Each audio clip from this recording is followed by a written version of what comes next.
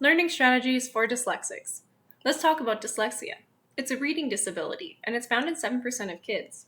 Reading ability is highly correlated to life outcomes. Therefore, it's very important that dyslexics get the help they need in order to learn to read. But dyslexics experience a difference in their memory systems compared to typically developing kids.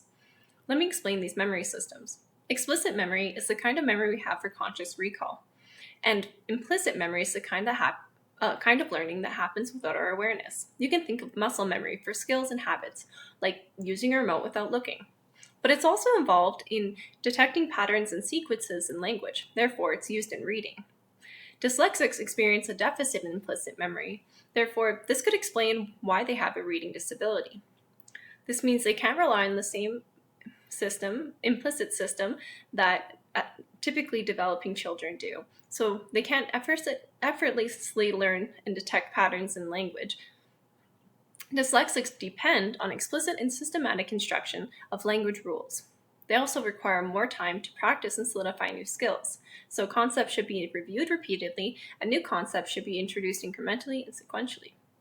Phonics is the explicit instruction of language rules.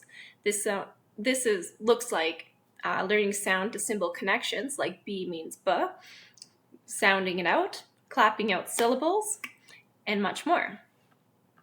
Everyone benefits from phonics instruction, but dyslexics specifically benefit from multimodal instruction, which is incorporating the senses while learning phonics and explicit language rules. So, multimodal methods include seeing, hearing, moving, and touching. I'm going to explain a few methods, and they include multiple senses or modes. The mirror method is when typically these will happen one-on-one or in small group. There's the child and the instructor, and the child's going to have a mirror. The instructor's going to have a cue card with an apple and an A, for example, and they'll say apple, ah. The letter A makes the ah sound, like an apple. And so the child will look in the mirror and say apple, ah, and really look at their mouth and try to match it to the instructor and connect the shape and the feeling to the sound. The tracing method is when the child practices their muscle memory, saying B for ba, and they keep tracing until they get that muscle memory down. And then they can graduate to writing in sand and actually leaving a mark. So B for ba, B for ba. Just to clarify, they're saying B for ba while they practice tracing. And it's a nice low pressure environment because if they make a mistake, they can just shake it away and try again. So this is great for early writing practice. The flashcard method, well, first I'm going to explain what phonograms are. Not every sound has just one saying, like B for ba. Some of them have 2 or 4, like C has hard C and soft C, K and sa. So these phonograms are rehearsed repeatedly, and you can also incorporate motor movement and relevant movements or relevant words to help connect the sound and make it contextualized. So the letter I has short and long I. So we have I says I and E for itch and knee. Or you can say the short and long E. E says eh and E for neck and knee. You can also attach explicit language rules to explain some of these phonetic changes. Where are we? Yes, okay. So hard C and soft C. Soft C is followed by I and E, and that's the only time you're going to find it. So like examples, cinder block and cement. And that helps the child to predict when to say these sounds and when they will say the other one.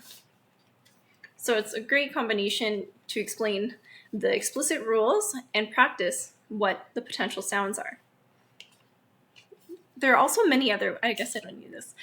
There are also many other ways to incorporate the senses. You can use manipulatable objects like tiles to spell words, or use a frog to jump along a letter alphabet. You can learn new vocabulary in the context which it is learned, like going into the kitchen and holding an egg and saying egg, crack the egg, into a pan and hold the pan and move the pan. You can cook, so practicing and using and learning those words through all the senses. We have different games So you can have fishing or pin the tail on the donkey kind of games where you say, find the letter that makes the s or k sound, or k or s sound. And so then they would fish out the letter C. You can play rhyming or listing games. So say, find all the objects that start with the letter blank, or what words rhyme with blank. Or you can also allow them to move during story time. This may look like drawing, beating, swinging, or bouncing.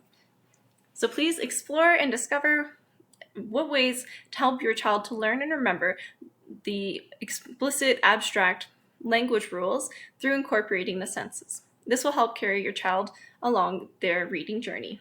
Thank you.